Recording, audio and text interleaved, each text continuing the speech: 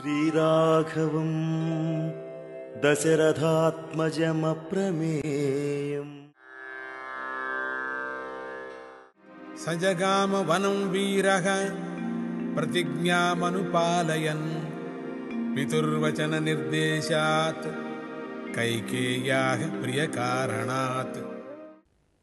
అతి పరాక్రమశాలి అయినటువంటి రాముడు కైకేయికి సంతోషం కలిగించటానికై తండ్రి మాటను ఆజ్ఞగా తీసుకొని తన యొక్క ప్రతిజ్ఞను నిలుపుకోవటానికి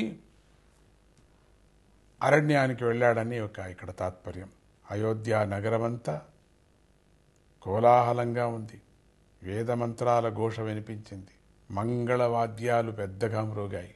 వివిధ ప్రాంతాల నుండి ప్రజలు తండోపతండాలుగా వస్తున్నారు. రాజవీధులన్నీ జనాలతో నిండిపోయాయి. వశిష్ఠ మహాముని శిష్యులు సరయూ నదిలో స్నానం చేసి రాజసభలోకి వచ్చారు.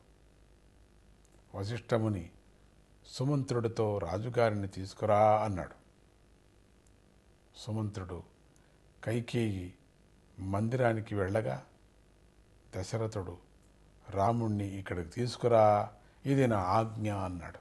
సుమంత్రుడు రాముడికి రాజుగారు పిలుస్తున్నారని చెప్పాడు. అప్పుడు రాముడు బయలుదేరి వస్తూ ఉండగా ద్వారం వద్ద చేతులు కట్టుకొని నిలబడినటువంటి లక్ష్మణుడు కూడా అన్నగారితో వెంట నడిచాడు.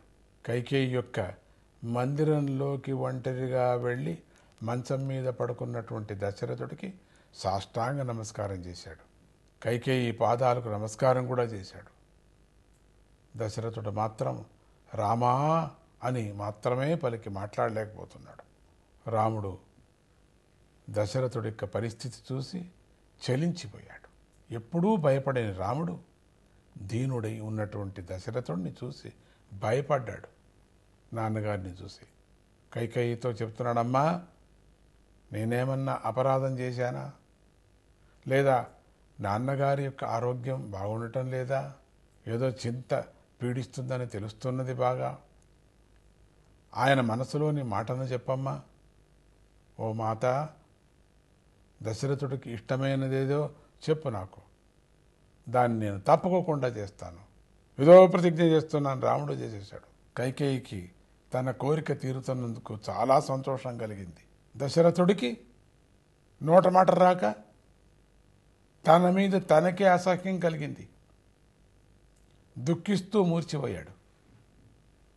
మళ్ళీ అసలు మెలకు అయితే కదా, మెలకు అయినట్టు అవుతుంది, పోతూ ఉంటుంది. శ్రీరాముడు ధీరుడై నిజమైన యొక్క పరాక్రమంతో తండ్రి ప్రతిజ్ఞను నెరవేర్చడానికి ముందు కదులుతూ కైకేయితో, నాకు సంపదలు అక్కర్లేదమ్మా, నేను ధర్మాన్ని ఆచరిస్తాను. తండ్రి గారు చెప్పకపోయినా నీ ఆజ్ఞను ఆయన ఆజ్ఞగా భావిస్తున్నాను.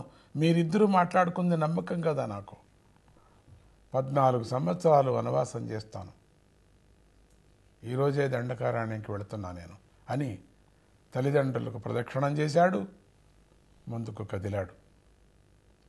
అప్పటికప్పుడే బయలుదేరాడు. చూసారా, ఆజ్ఞ పాటిస్తున్నాడు. సీతారామాభ్యాం నమః.